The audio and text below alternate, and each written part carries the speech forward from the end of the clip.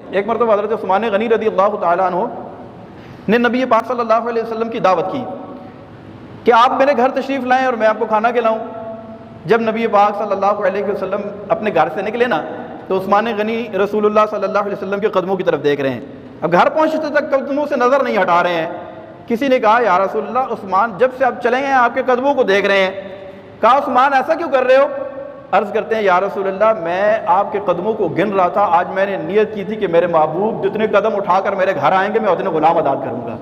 ये मोहब्बत का पैगाम। इसका हुक्म नहीं दिया था रसूलुल्लाह ने कि मैं जितने कदम उठाऊँ मेरा इतने गुलाम आज़ाद करना, लेकिन इसका ताल्लुक इसके साथ है, एक क़ल्बी कैफियत और दिल की मोहब्बत के साथ है। और मोहब्बत के लिए दलील की ज़रूरत नहीं होती।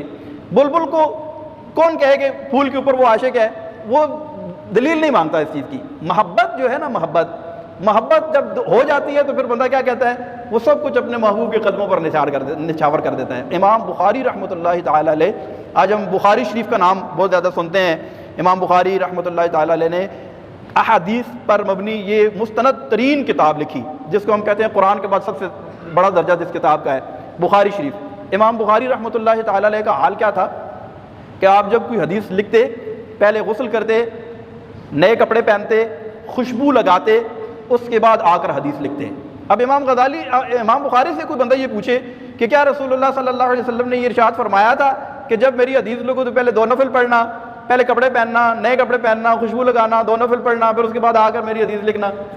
तो इमाम बुखारी यकीनन यही जवाब देंगे, रसूलुल्लाह ने डायरेक्ट इस बात का तो नहीं इरशाद फरमाया था, लेकिन चूंकि ये इरशाद फरमा दिया था कि ला युमिनु अहदुकुम हत्ता अकूना अहब्बा इलैहि मिन वालिदिही व वलदिही वन नास अजमईन, जब तक मोहम्मद से सबसे ज़्यादा बढ़कर प्यार नहीं करोगे तो उस वक्त तक कामिल मोमिन नहीं होगे। तो मोहब्बत रसूल जो है ये हमारी असल है, हमारी ईमान की जान है। तो मोहब्बत दिल की कैफियत का नाम है।